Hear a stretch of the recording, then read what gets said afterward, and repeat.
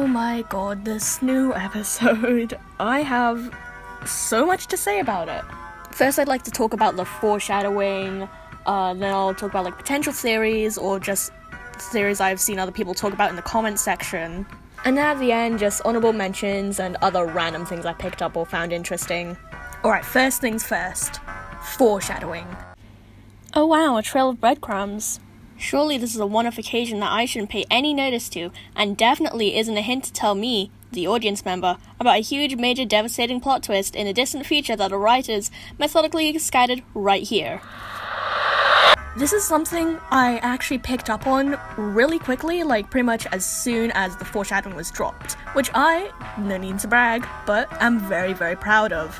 This is mainly to do with the whole thing in season 3 with Cabby or the exit interviews. That's when I mostly picked them up. And although I was on the right track with this whole what's going on with the memory thing, why can't they remember these certain things, I never really had a conclusion or an end to it, so I can't really say haha, I knew it, I knew this was happening, because I picked up on the foreshadowing, but I didn't actually have a theory on it.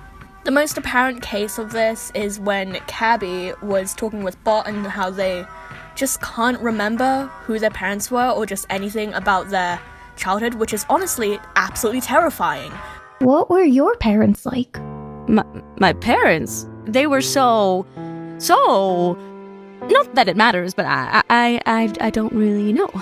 I'm not sure if it's a memory thing, but I often wonder. And I think really, really hard. I try to picture a face, and it hurts a lot. Which also explains why she is so observant on things and likes to write down everything, because she's scared she will not remember. When in reality, that's just with everyone. She's the only one who picked it up. This fear has even driven her to write a file on herself, which we see in the exit interviews. Did you feel the same when you wrote the file on yourself? What? File on myself? No. No, that'd be silly, wacky even. Do I look like a clown of a gal to you? Never, ever would I ever even conceive of the mere notion to... Alright, this is going nowhere. And I actually want to talk about that for a bit longer, because a lot of the foreshadowing actually comes just from the exit interviews. First case, test tube.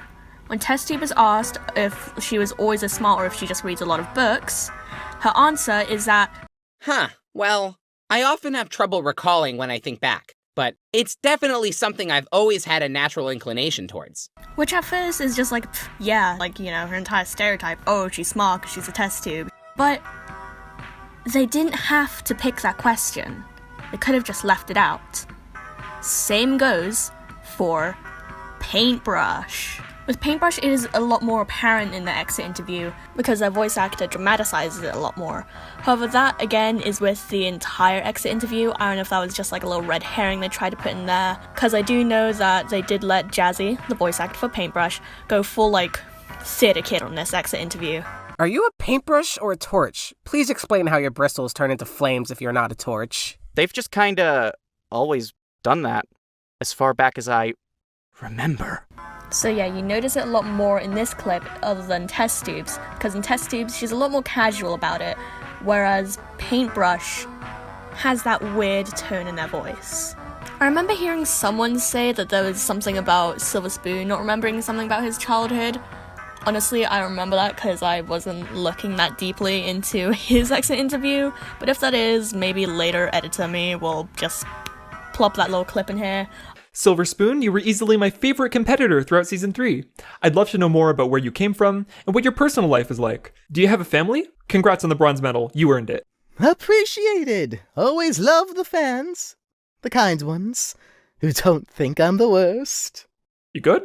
Of course. That comment earlier was no big deal at all. Just humorous that someone thought to say it and write it. As though it wasn't public and there wasn't a person on the other side of the screen, but I don't care. As for the question, I had a wonderful upbringing, very rich and all. Everyone loved me. I won't bother with the details. It'd pain me too much to recall. I simply miss it all too much. At the moment, while recording, I can't actually recall it though, so... Alright, that's all the foreshadowing that I personally picked up on, so let's just move on to the theories. Most, if not all of these though, aren't my theories. These are just random things that I noticed other people say in the comment section that I was like, huh, that's pretty interesting, I'm gonna talk about that for a little bit. So, disclaimer, I didn't make most of these, or any of these. But the first theory, the theory that Bo is actually the egg that you see in the first clip of the episode.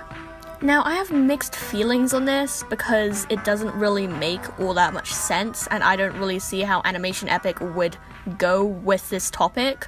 Like, what would they do with it? However, it does have a surprisingly large amount of evidence and facts to back it up.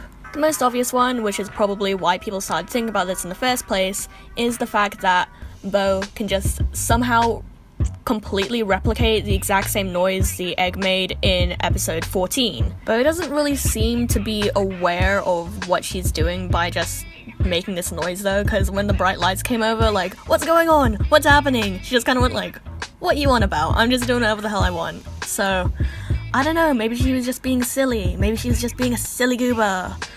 Another little thing to take note of though is the fact that, Bo and the egg that you see in the first clip, aka the one that Cobbs has the exact same color palette.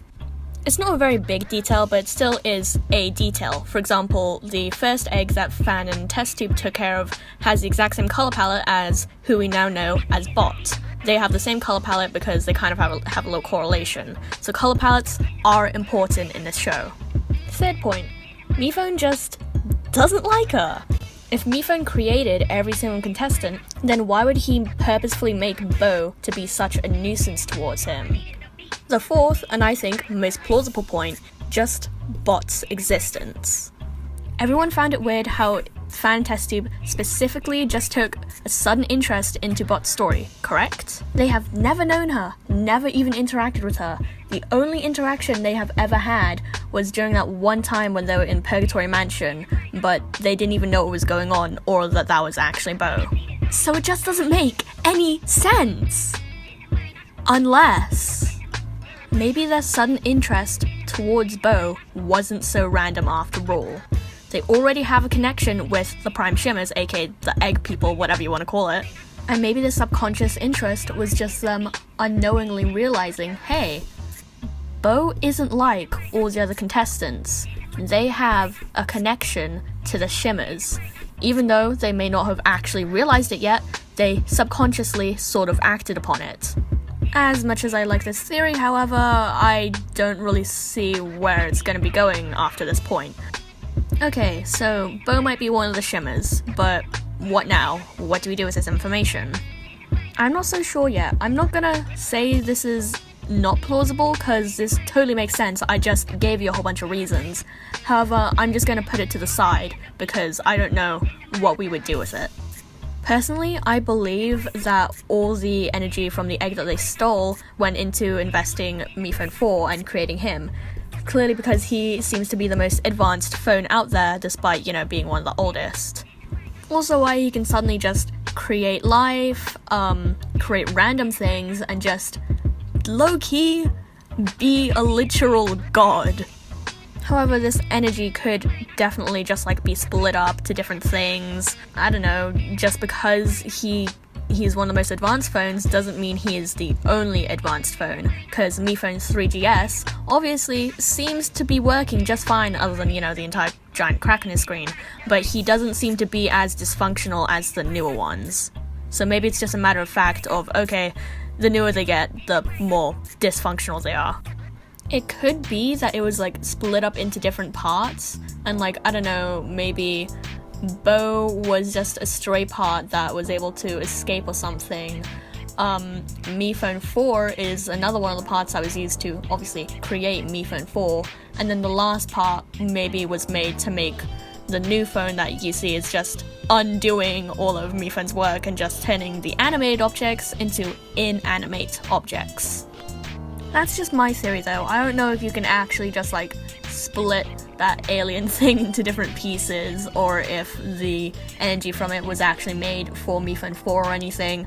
It just seems sort of plausible, and I can see what they would do with it. However, I don't have too much evidence to back it up. Alright, that's the series done. Now I'm just gonna talk about things I found interesting, or just random stuff I picked up. First of all, the whole creator and creation dynamic with a lot of the characters. Cobbs and Mifune and the contestants, Fan, Test Tube and Bot, heck, even Springy and the Spring Toys. They all have a common running factor, that being, you cannot control or dictate what you create, or should I say, who you create. Creations in this show tend to subvert their original purpose, or just develop far beyond their original standpoint. Mifune's disobedience towards Cobbs, the contestants' more common disinterest in the game, but finding their own identity, and Springy's little bot things, while they did trigger a good point made by Cabby. Because you're soulless.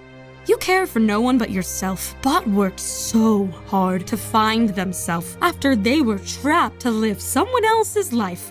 And now you're looking to do the same to this poor thing? You could never help this show. All you ever do is destroy.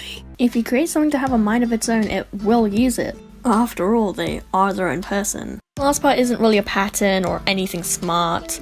It's just, with the new events coming up in AnimationEpic, it just sort of reminded me a little bit of the Lego movie. I freaking love that movie, by the way, even though I haven't watched it in a while. Just a kid making their characters and their own wacky little story till the dad comes over and has to ruin the fun. I also like to see Mifune 4S as just like the younger sibling who comes over and like kicks over your toys and stuff. I thought that's pretty funny. I was thinking of adding a little bit more to this video, but this is already really long and I need to like actually add visuals to this. This recording is over 10 minutes long. Final thoughts, I just really liked the episode. I hope none of my favorite characters die. And tell me what you think in the comments. I'd love to hear other series and maybe talk about those with other people. That would be great. But that's it for this video. I don't know how to do outros, so bye.